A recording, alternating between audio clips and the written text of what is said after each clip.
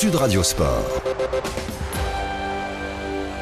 On ouvre une petite parenthèse. Vous savez que nous sommes dans une année olympique et donc dans tous les sports concernés, nous sommes en pleine qualification olympique. Qui ira aux Jeux, qui n'ira pas? Eh bien, sachez que les équipes de France féminines et masculines de gymnastique se sont qualifiées. Les garçons, ça s'est passé samedi dernier à Rio. Les filles, dimanche. Et les filles qui ont tout juste glané la dernière place qualificative, juste devant les Australiennes, 4e place. Et d'ailleurs, elles le doivent beaucoup à la plus jeune du groupe, seulement âgée de 15 ans et demi. C'est Océane Leschneau. Bonsoir Océane.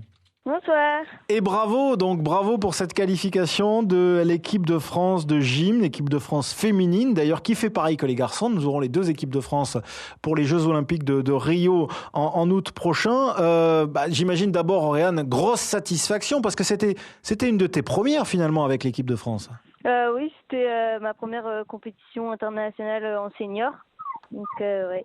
Première compétition, premier test event, c'est la qualification pour Rio. Et en plus, on te la doit un petit peu parce que si j'ai bien compris comment ça s'est passé, t'as un peu comme un footballeur, t'as marqué un but à la dernière minute, t'as fait une superbe performance au bar asymétrique qui a permis à l'équipe de France de se glisser à la 4e place, synonyme de qualification. Oui. Est-ce que tu peux nous raconter un petit peu comment tu as vécu ce moment? Parce que déjà, être gymnaste sous les couleurs de l'équipe de France, j'imagine que c'est particulier. Mais en plus, là, le test event, c'est vraiment la grosse compétition internationale. C'était une première pour toi? C'était... on savait déjà que c'est une compétition qui allait être difficile en termes de pression. Parce qu'il y avait quand même... il n'y a que 4 places et on était quand même pas mal d'équipes pour se qualifier. Du coup, il y avait la pression, mais... On était toutes contentes de représenter la France et donc on a commencé la compète à la poutre. Donc il y a eu déjà quelques erreurs. Il y a eu 2 erreurs, une de Louise Vanny et une de Anne Cum.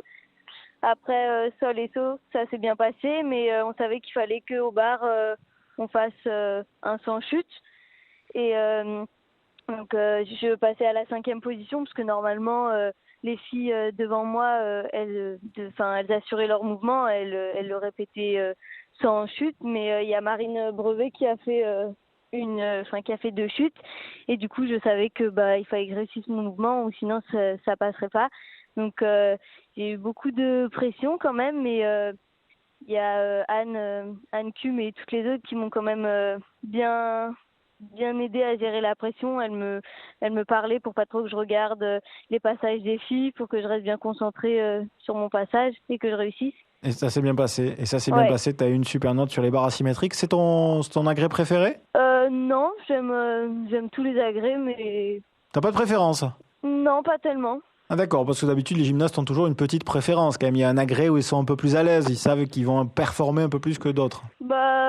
Moi j'aime bien tous les agrès en fait, ça dépend des fois.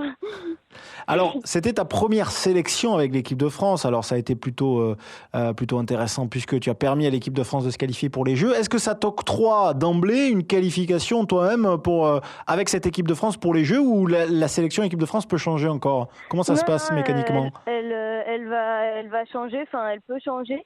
On a plusieurs tests encore à faire pour rentrer dans l'équipe des Jeux. Il faut se requalifier. Ce qui veut dire que tu n'es pas encore officiellement assuré de participer à ces Jeux Olympiques? Non, pas encore. Donc ça aussi, c'est une sacrée pression. Ça veut dire qu'il faut que tu fasses encore une superbe fin de saison. Ouais. J'imagine que le rêve des Jeux, c'est important pour toi. 15 ans et demi à peine, mais c'est quoi? C'est toucher le Graal de participer à ces Jeux Olympiques? Ouais, c'est un rêve depuis toute petite. Je pense que toutes les gymnastes rêvent de la même chose. Alors, parle-nous un petit peu de ton quotidien, rapidement. Toi, tu es du côté de Toulon, tu t'entraînes du côté de Toulon, même si j'imagine que tu fais quelques allers-retours à l'INSEP quelquefois.